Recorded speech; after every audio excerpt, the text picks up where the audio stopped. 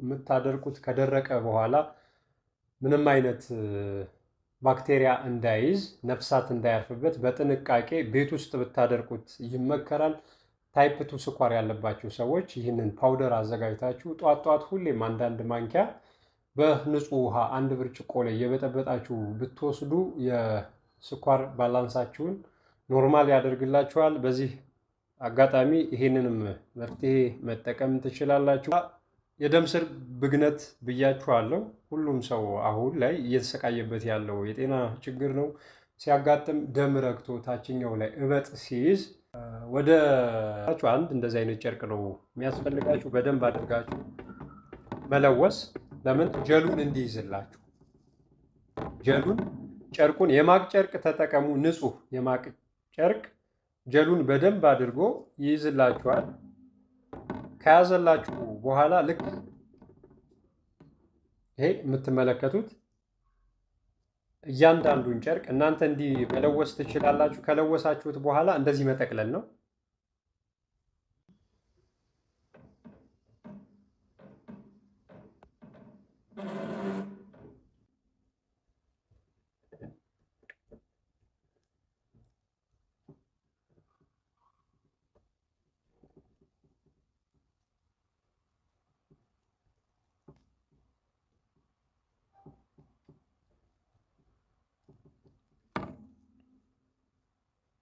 ጀሉን በደንብ አድርጎ ከማገው በኋላ ማታ ማታ በምትተኙ ሰዓት ለ2 ሰዓት በፊንጢጣችሁ ውስጥ ታስገቡትና ታቆዩታላችሁ።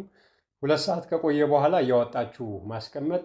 ጧት ጧት የተፈጥሮ ጨው ለብ ያለ ውሃ ላይ ለብ ስታረጉ ከሰውነት ሙቀታችሁ ጋር እኩል የሚሄድ ውሃ ላይ የተፈጥሮ ጨው ትጨምራላችሁ። ወይም በተለምዶ ጥሬ ጨው የምንለውን ከጨመራችሁ በኋላ በሱ መታጠብ ነው። እንግዲህ በዛው ዕለት ባዶ ሆዳችሁ የምትወስዱት ጀል ያለው ፌጦ የፌጦ ፍሬ 3 ከዛም በላይ 1 ጥርኝ ቢወሰድ ይመከራል።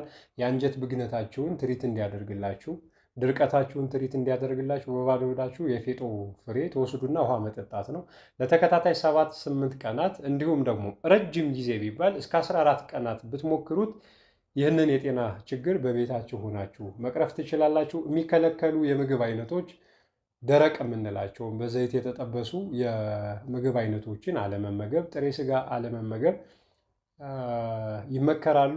እንዲሁም ደግሞ ሙዝ ለአንጀት ድርቀት መንስኤ ሊሆኑ የሚችሉ ወይም ለሰገራ ድርቀት መንስኤ ሊሆኑ ይችላሉ የሚባሉ ምግቦችን አለመመገብ ሁነኛ አማራጭ ነው። አልኮሎችንም ቢሆን አቃጣይ የምንላቸውን የአረቂ ዘር የምንላቸውን የታሸጉ ምግቦችንም አለመመገብ ችግሩን ለዘለቄታው እንድትፈቱ ያደርጋል። ክንታሮት ሲባል ከ9 አይነት በላይ የክንታሮት አይነት ይኖራል። ግን የፊንጢጣ ኪንታሮት ደም ሲረጋ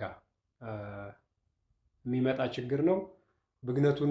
ብግነቱ እየተባባሰ በሚሄድ ሰዓት የራስ ምታት ሊኖረው ይችላል፣ የጀርባ ህመም ሊኖረው ይችላል፣ የባት ስር ህመሞች ሊኖሩት ይችላል፣ እግር ስር ሊቃጠል ይችላል እና ሆድ መነፋት፣ ጋዝ መያዝ ሊኖረው ይችላል። እንደነዚህ አይነት ሲምፕተሞች ካሉባችሁ ያው ሄሞሮይድ አለ በውስጣችሁ ማለት ነው እና አጠቃላይ የአንጀት ስርዓታችሁንም በዚህ መልኩ ማከም ይቻላል። ዛሬ ይሄን የሚመስል መረጃ አጋርቻችኋለሁ። ወደፊትም በዚህኛው ፕላትፎርም የምትፈልጉት የጤና መረጃዎች እንዲሁም ማህበራዊ ሰዎች ካሉ ሙሉ በሙሉ ጥርት ባለ መልኩ እንዲደርሳችሁ ከፈለገ ኮሜንት ቦክሱ ላይ ማስቀመጥ ትችላላችሁ።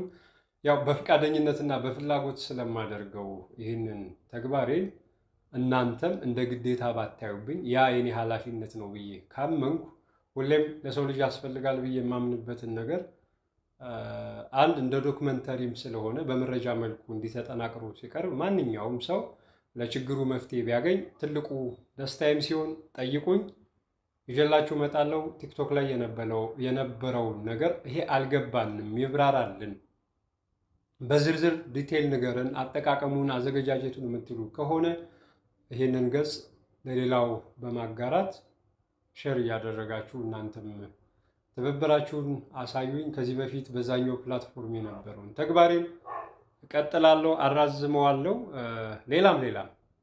ሌላም ጥያቄዎች ካሉ ወደኋላ ስለማልል ብቻ እኔ የኔን ከተወጣው እናንተም የኔን ትወጡ ነው እምለው።